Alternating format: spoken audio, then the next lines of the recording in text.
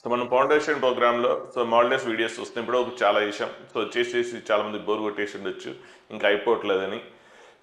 అయిపోవాలని చూడబాకండి, ఎందుకంటే ఇవి చాలా చాలా ఇంపార్టెంట్. ఏ టాపిక్లో అయినా వచ్చేది. అంటే ఇప్పుడు ఈ క్వశ్చన్ అనుకోండి, ఏదో చాప్టర్లో ఒక పార్ట్ అవుతుంది.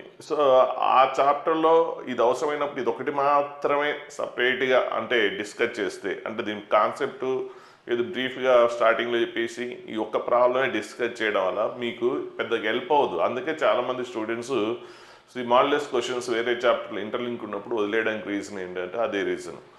కొంతమంది బాగా మెరిట్ ఉంటారు, చాలా షార్ప్గా ఉంటారు, వాళ్ళే అలాంటి వాళ్ళు చాలా తక్కువ ఉంటారు. వాళ్ళ పర్సంటేజ్ కూడా చాలా తక్కువ, 0.5% కూడా ఉంటారు జనరల్గా. అలాంటి వాళ్ళకైతే పెద్ద ప్రాబ్లం ఉండదు.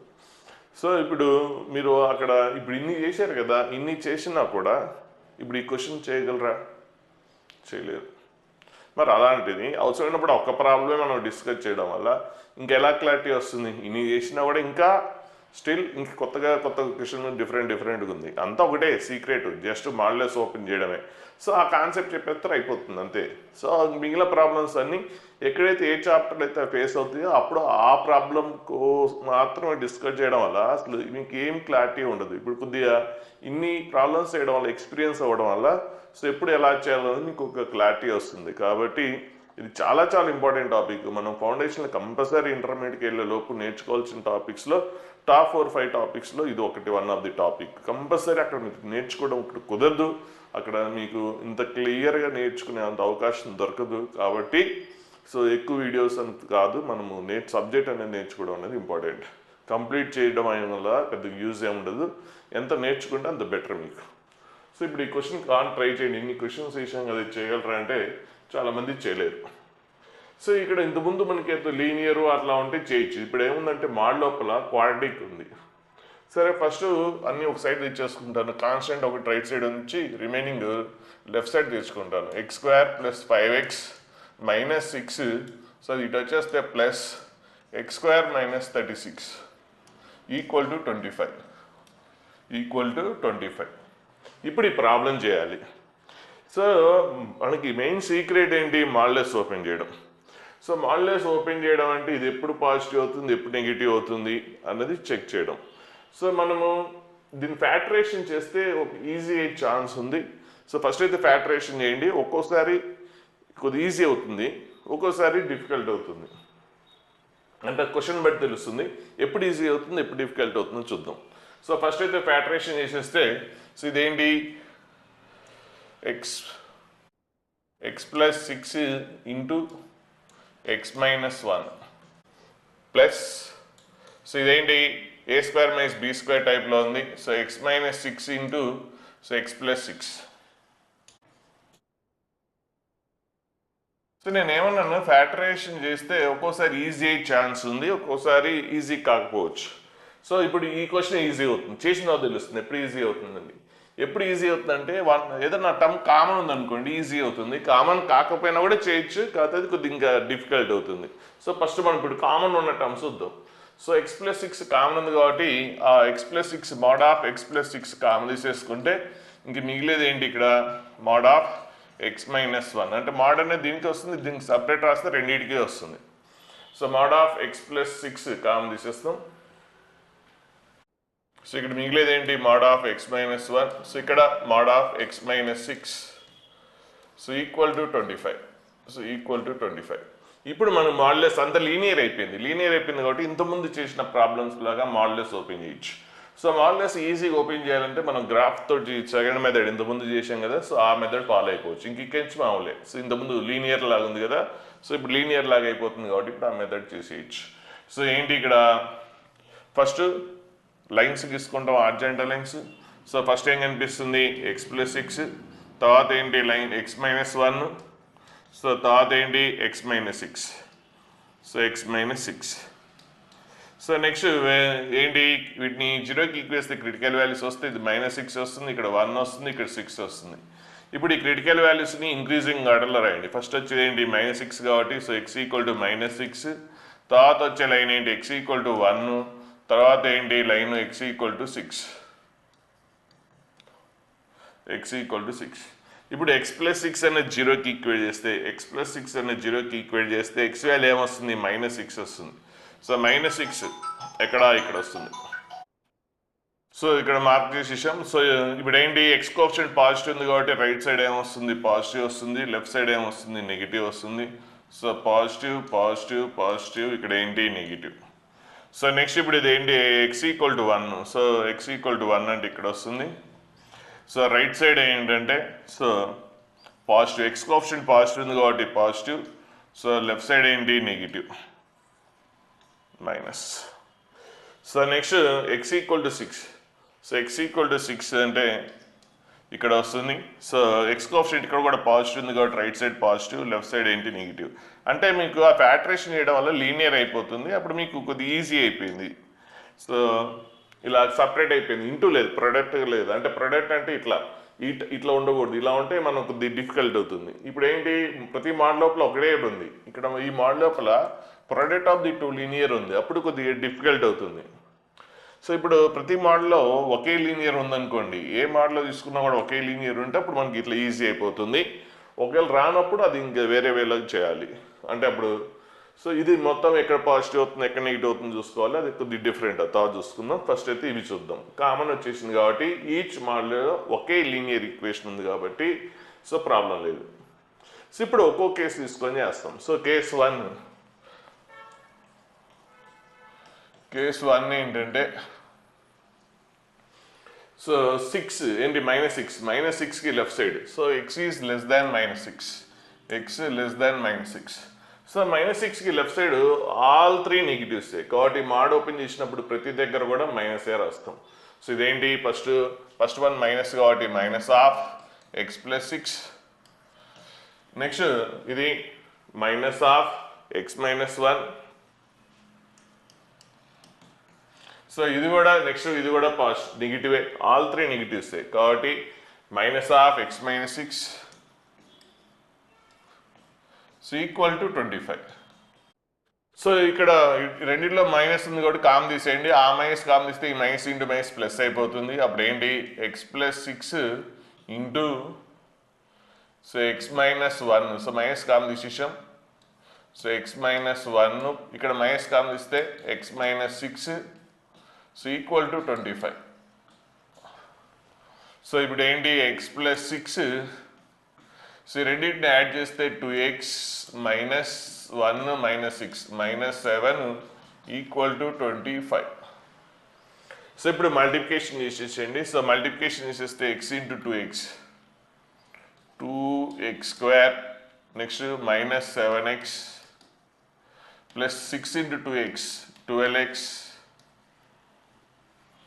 Next 6 into -7 -42 equal to 25. So ఇప్పుడు దీన్ని సింప్లిఫై చేసేయండి. 2x² so plus 5x, next 25 ఇటు వచ్చేస్తే -25 అంటే -77.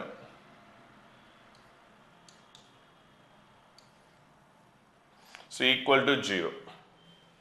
సో ఇప్పుడు మన క్వాలిటీకి వచ్చేసింది. ఇప్పుడు ఫ్యాక్టరేషన్ చేయాలి. సో మనకి ఫ్యాక్టరేషన్ ఎక్కువ శాతం ఈజీ అని వచ్చేస్తుంది. సో ఇప్పుడు ఇది ఫ్యాక్టరేషన్ చేస్తే అంటే మల్టిప్లికేషన్ చేస్తే 2 ఇంటూ -77 అంటే 144 రావాలి, యాడ్ చేస్తే 5 రావాలి. సో అలాంటి నెంబర్స్ వచ్చేటట్లు కనిపించట్లేదు. సో ఫ్యాక్టరేషన్ మనకి డైరెక్ట్గా రాలేనప్పుడు సో వీటి వాల్యూస్ కనుక్కోవడానికి ఎక్స్ వాల్యూ కనుక్కోవాలి కదా. ఫార్ములా ఏంటి -b + r -√b² - 4ac. ఎప్పుడైతే మీకు ఫ్యాక్టరేషన్ ఐడెంటిఫై చేయలేకపోతున్నారో అప్పుడు ఇది ఇచ్చేస్తారు. ఒకవేళ b² - 4ac అనేది నెగిటివ్ అయింటే అసలు నో రియల్ రూట్స్ ఉండవు కాబట్టి అప్పుడు ఆన్సర్ నో సొల్యూషన్. అంటే ఈ ఫార్ములా ఇచ్చేస్తారు రూట్స్ కనుక్కోవడానికి. సో ఫ్యాక్టరేషన్ చేసి మనం చేస్తే ఈజీగా వస్తుంది, కానీ ఫ్యాక్టరేషన్ రానప్పుడు ఇది చూస్తాం. సో ఒకవేళ ఫ్యాక్టరేషన్ రానప్పుడు ఇది యూజ్ చేసినప్పుడు ఒకవేళ b² - 4ac అనేది నెగిటివ్ అయిందనుకోండి, b² - 4ac నెగిటివ్ అయితే సో నో రియల్ రూట్స్ ఎందుకంటే రూట్లో నెగిటివ్ వస్తే రియల్ నెంబర్ ఉండదు. కాబట్టి ఇప్పుడు చూద్దాం మరి ఏమొస్తుందో. x = -b, b అంటే ఎంత 5. సో -5 + r -√b² అంటే ఎంత 25 -4ac 4 × 2 8 8 × 77 సో 60 మైనస్ వస్తుంది 616 వస్తుంది చూడండి. సో బై 2a అంటే ఎంత 4. సో ఇప్పుడు x equal to -5 plus or minus so 25 6 అంటే 641 వస్తుంది. √641/4. సో ఒక్కోసారి దీని రూట్ కనుక్కోవడం ఈజీ అవుతుంది, కానీ ఇక్కడ 641 అంటే స్క్వేర్ రూట్ కనుక్కోవడం కష్టం. సో రఫ్గా మనం వాల్యూస్ చూసుకుంటాం. రఫ్గా వాల్యూస్ చూసుకోండి. అంటే మనకి ఆన్సర్ ఏంటంటే ఆన్సర్ వచ్చినంత మాత్రం అంటే ఇక్కడ ఒకసారి ప్లస్ తీసుకుంటే ఒక ఆన్సర్, మైనస్ తీసుకుంటే ఒక ఆన్సర్ వస్తుంది. అంటే 2 ఆన్సర్స్ వస్తాయి. వచ్చినాయి కానీ 2 తీసేసుకోవడం కుదరదు. సో మనకు వచ్చిన ఆన్సర్ ఎప్పుడు కూడా గుర్తుపెట్టుకోండి, మనం ఒక కండిషన్ అనుకుని ప్రాబ్లం చేసినప్పుడు, అంటే ఎక్స్ వాల్యూ -6కి లెఫ్ట్ సైడ్ ఉంటుంది అనుకుని చేసినప్పుడు -6కి లెఫ్ట్ సైడ్ ఉన్న ఆన్సర్స్ మాత్రమే యాక్సెప్ట్ చేయాలి. మోర్ దాన్ -6 ఉంటే మనం కన్సిడర్ చేయకూడదు. అది మాత్రం గుర్తుపెట్టుకోండి ఎక్కడైనా సరే మేము చేసేటప్పుడు. సో కండిషన్ అనుకుని చేసినప్పుడు ఆన్సర్ కూడా ఆ కండిషన్లో ఉంటేనే మనం యాక్సెప్ట్ చేస్తాం. మరి ఇప్పుడు ఈ వాల్యూస్ ఉన్నాయా లేవా అనేది చూద్దాం. సో మరి ఇది √641 కనుక్కోవడం కష్టం. సరే, కనుక్కోవడం కష్టం అయితే no problem. The near perfect squares అంటే తెలుసు కదా. సో 1, 4, 9, 16, 25. ఎందుకు పర్ఫెక్ట్ స్క్వేర్? 25 అంటే 5 స్క్వేర్, 49 అంటే 7 స్క్వేర్. కాబట్టి ఇవన్నీ పర్ఫెక్ట్ స్క్వేర్స్.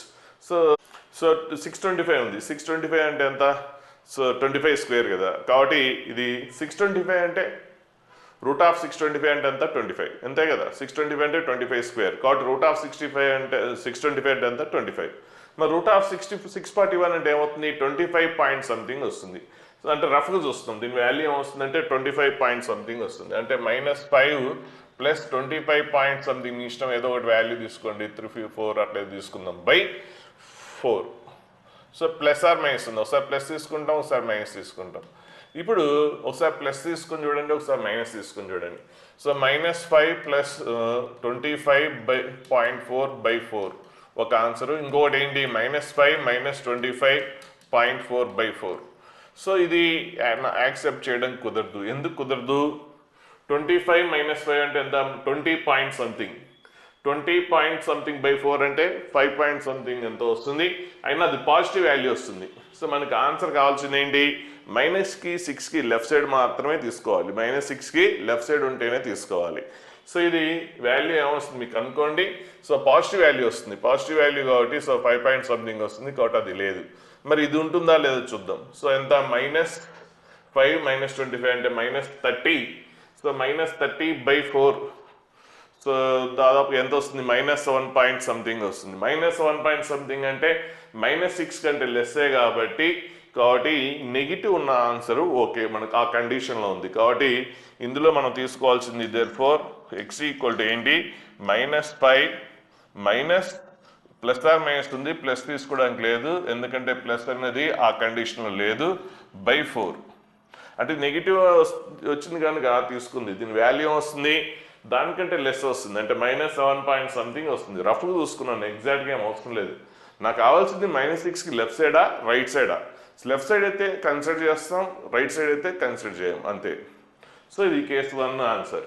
సో కేస్ 1 నుంచి ఒక ఆన్సర్ వచ్చేసింది. సో దీన్ని సాల్వ్ చేయమంటున్నాడు కాబట్టి so case 1 answer. So 1 of అంటే మొత్తం ఇప్పుడు 3 కేసెస్ వేసుకోవాలి కదా. సో మనకి -6కి లెఫ్ట్ సైడ్ అయిపోయింది, నెక్స్ట్ ఈ కండిషన్, నెక్స్ట్ ఈ రెండింటి మధ్యలో, నెక్స్ట్ 6కి రైట్ సైడ్. సో ఇప్పుడు కేసు 1 నుంచి మనకు వచ్చిన ఆన్సర్ నోట్ చేసుకుందాం. సో ఎంతది? -5 మైనస్ √641/4. సో ఇప్పుడు కేస్ 2కి వెళ్ళిపోదాం. కేస్ 2 ఏంటి? -6కి 1కి మధ్యలో. సో x వాల్యూ -6కి 1కి మధ్యలో ఉన్నప్పుడు సో చేసి మీకు బోర్ కొట్టేసి టార్చర్ అనిపించవచ్చు కానీ, సో మీకు ఇప్పుడు టార్చర్, మీకు ఇది చెప్పేది ఇప్పుడు టార్చర్ అనిపించవచ్చు కానీ మీకు ఇంటర్మీడియట్లో టార్చర్ అనుభవించకూడదని మనం ఇన్ని ప్రాబ్లమ్స్ చేస్తున్నాం, అది గుర్తుపెట్టుకోండి. సో ఇప్పుడు కొంతమందికి చాలా బోర్ కొట్టేస్తుంది ఇన్ని ప్రాబ్లమ్స్, ఇంట్రెస్ట్ కూడా రాదు, ఎందుకు చేసేసి అలసిపోయి ఉంటారు. సో అందులో లెంతీగా ఉంటే ఇంకా ఎక్కువ ఇంట్రెస్ట్ పోతుంది. కానీ మీకు ఇప్పుడు టార్చర్ అనిపించవచ్చు కానీ మీకు ఇంటర్మీడియట్లో ఇంతకంటే 10 రెట్లు టార్చర్ అనుభవించకూడదు అంటే ఇప్పుడు నేర్చుకోవాలి. సో ఇప్పుడు వదిలేస్తే అప్పుడు ఇంటర్మీడియట్లో దీనికి 10 రెట్లో లేకపోతే 50 టైమ్స్ మీరు టార్చర్ అనుభవించడానికి మెంటల్గా ప్రిపేర్ అవ్వాలి. సో ఏది బెస్ట్ అన్నది మీరే డిసైడ్ చేసుకోండి. So next case 2. సో -6కి 1కి మధ్యలో. సో అప్పుడు ఏంటి? ఫస్ట్ వన్ ఏంటి? Positive. So first one positive. So అదేంటి? x + 6. సెకండ్ వన్ ఏంటి నెగిటివ్ కాబట్టి minus of X minus 1. Third one కూడా నెగిటివే, సో థర్డ్ వన్ కూడా నెగిటివ్ కాబట్టి minus of X minus 6 so equal to 25. So ఇక్కడ మైనస్ రెండిట్లో వస్తుంది కాబట్టి కామ్ తీసేసేయండి. మైనస్ ఆఫ్ ఎక్స్ ప్లస్ 6 బయటకు వచ్చేసింది. సో ఇందులో మైనస్ కామ్ తీసేస్తే ఇంకేంటి ఎక్స్ మైనస్ 1, ఇక్కడ కూడా మైనస్ కామ్ తీస్తే plus X minus 6 equal to 25. So minus of X plus 6 so ఇదేంటి 2x minus 7 equal to 25. So ఇప్పుడు మల్టిప్లికేషన్ చేసేసింది మైనస్. సో ఎక్స్ ప్లస్ 6 ఇదంటే ఎంత వస్తుంది, మైనస్ తర్వాత చూసుకుందాం లాస్ట్కి. సో ఎంత X into 2x square minus 7x, next 6 into 2x 12x, 6 into minus 7 minus 42 equal to 25. So ఇప్పుడు మైనస్ పెట్టి మల్టిప్లికేషన్ చేసేసేయండి, లేదంటే మైనస్ అటు తీసుకెళ్ళిపోండి. సో మైనస్ అటు తీసుకెళ్ళిపోయాం అనుకోండి, మైనస్ ఇటు తీసేస్తే అటు సైడ్ రాసేయండి. సో అప్పుడు ఏంటి 2x square, so minus 7x plus 12x ఎంత 5x. సో నెక్స్ట్ ఇది మైనస్ 42, ఈ మైనస్ 25 వచ్చేస్తే ప్లస్ 25 అవుతుంది. సో మైనస్ 42 ప్లస్ 25 అంటే మైనస్ 17 వస్తుంది. So equal to 0. సెకండ్ చిన్న ఎప్పుడొక పొరపాటున క్యాలిక్యులేషన్ మిస్టేక్ జరగచ్చు, చూసుకోండి ఏమన్నా మిస్టేక్ అయితే. సో నెక్స్ట్ ఇక్కడ మల్టిప్లికేషన్ చేస్తే 34 రావాలి, యాడ్ చేస్తే 5 రావాలి. సో ఏమైనా ఉన్నాయా అంటే ఇక్కడ కూడా మీకు ఫ్యాక్టరేషన్ వచ్చే స్కోప్ కనిపించట్లేదు. 34 యాడ్ చేస్తే సో మీకు 5 రావాలి, 5 వచ్చే ఛాన్స్ కనిపించట్లేదు. కాబట్టి ఇప్పుడు ఏం చేస్తారు, సో ఈ ఫార్ములా ఇంతకుముందు ఇచ్చేసిన formula minus b plus or minus root of b square minus 4ac by 2a. So ఇక్కడ ఎక్స్ ఈక్వల్ టు బి అంటే ఎంత 5. So minus 5 plus or minus root of b square 25 minus 4ac. So 4 into 2 8 into 17 ఎంత వస్తుంది, minus 136 వస్తుంది. So minus, so ఇక్కడ already minus ఉంది కాబట్టి ఆ మైనస్ ఏమవుతుంది, ప్లస్ అవుతుంది. సో మైనస్, సో ఇక్కడ ఉన్న ఫార్ములాలో బి మైనస్, నెక్స్ట్ ఇక్కడ మైనస్ ప్లస్ అయిపోతుంది. సో ఎంత వస్తుంది మీకు 136 వస్తుంది. So by 2a. So 2a అంటే ఎంత 2 ఇంటూ 2. సో ఇప్పుడు minus 5 plus or minus so 25 plus 136 so 161 వస్తుంది. So root of 161 by 4.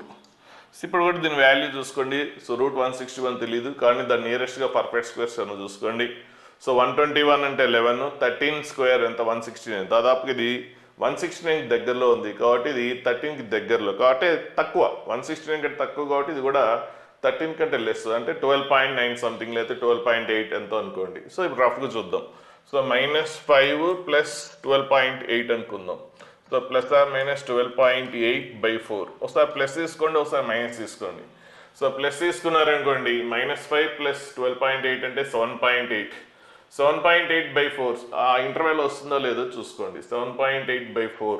So 7.8 by 4 అంటే 1 పాయింట్ సంథింగ్ వస్తుంది. 1.8 1 పాయింట్ సంథింగ్ అంటే అవుట్ ఆఫ్ దట్ ఇంటర్వెల్, మన -6కి 1కి మధ్యలో లేదు కాబట్టి ప్లస్ తీసుకుంటే నాట్ ఓకే. నెక్స్ట్ మైనస్ తీసుకొని చూద్దాం.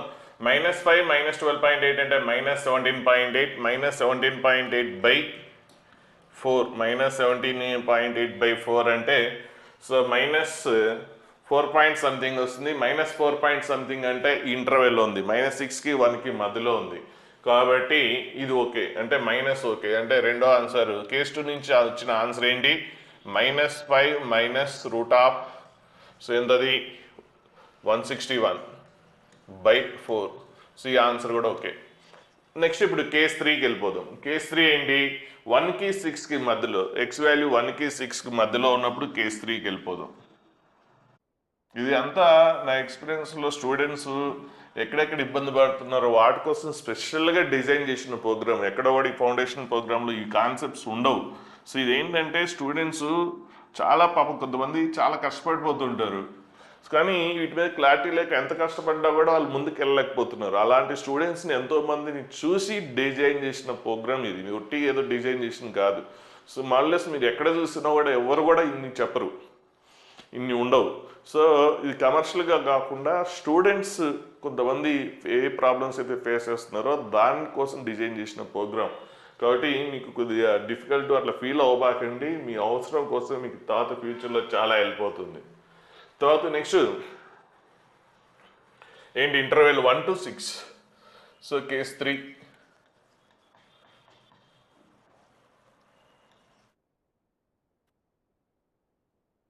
సో ఆర్ ఈక్వల్ ఇంతకుముందు పెట్టలే కాబట్టి ఇక్కడ రాయండి. అలాగే ఇంతకుముందు -6 కూడా ఆర్ ఈక్వల్ రాయలేదు, నేను మర్చిపోయినట్టున్నాను. సో ఎక్కడోసారి రాయండి, కేస్ 1లోనో కేస్ 2లోనో రాయండి, దానివల్ల ఆన్సర్ ఏం మారదు. సో ఆర్ ఈక్వల్ అయితే ప్రాసెస్ ప్రకారం అయితే ఆర్ ఈక్వల్ ఎక్కడోసారి రాయాలి.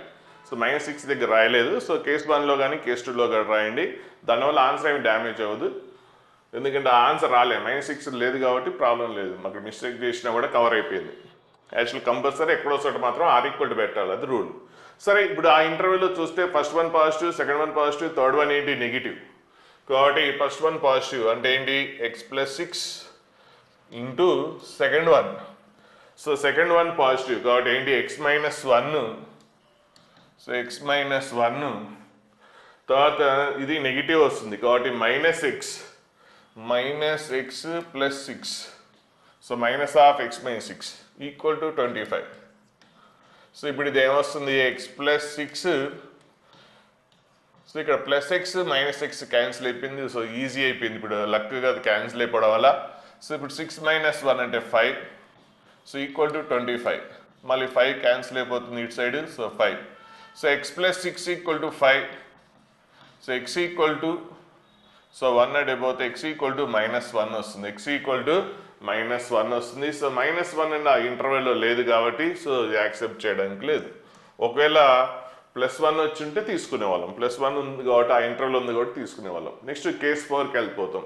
కేస్ 4 ఏంటి, if x greater than case 4. Case 4 if x greater than or equal to 6 ఉన్నప్పుడు. సో 6కి రైట్ సైడ్ చూడండి, ఆల్ త్రీ పాజిటివ్స్. సో కాబట్టి x+6 into x-1 plus x-6 so equal to 25. So ఇప్పుడు ఇది x+6 ఇదెంత, 2x -1 -6 -7 equal to 25. So multiplication చేసేసేయండి, 2 × x 2x². Next -7x plus 12x. So next -42 equal to 25.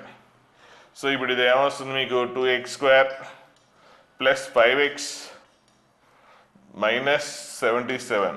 So first వన్లో కూడా ఇదే వచ్చి ఉండొచ్చు, నాకు తెలిసి ఇదే వచ్చి ఉంటుంది ఫస్ట్ వన్లో కూడా.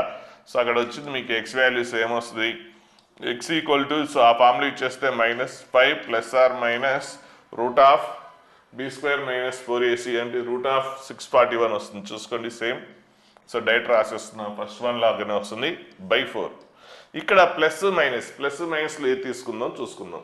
ఒకసారి ప్లస్ తీసుకుంటే ఏమొస్తుంది చూద్దాం. ప్లస్ తీసుకున్నారనుకోండి, 641 అంటే ఎంత, nearly 25 point something. So 25 point something -5 అంటే 20 point something. So 20 point something /4 అంటే 5 point something. So 5 point something అంటే ఇంటర్వెల్లో ఉందా, లేదు. 6 కంటే ఎక్కువ ఉంటేనే తీసుకోవాలి, 6 కంటే ఎక్కువ వచ్చే ఛాన్స్ లేదు ఇది. అలాగే నెక్స్ట్ ఏంటి, నెగిటివ్. సో 25 -5 -25 పాయింట్ అంటే -30 పాయింట్ సంథింగ్. -30 పాయింట్ సంథింగ్ /4 అంటే అది నెగిటివ్ వస్తుంది, కానీ మనకి 6 కంటే ఎక్కువ ఉండాలి కాబట్టి ఇది కూడా ఆన్సర్లో లేదు. కాబట్టి మనకి ఆన్సర్ ఏంటి, ఓన్లీ ఈ 2 మాత్రమే ఆన్సర్స్, ఈ టూ కండిషన్స్ మాత్రమే ఆన్సర్. సో ఫైనల్ ఆన్సర్ ఏంటి, ఈ 2 మాత్రమే రాస్తాం.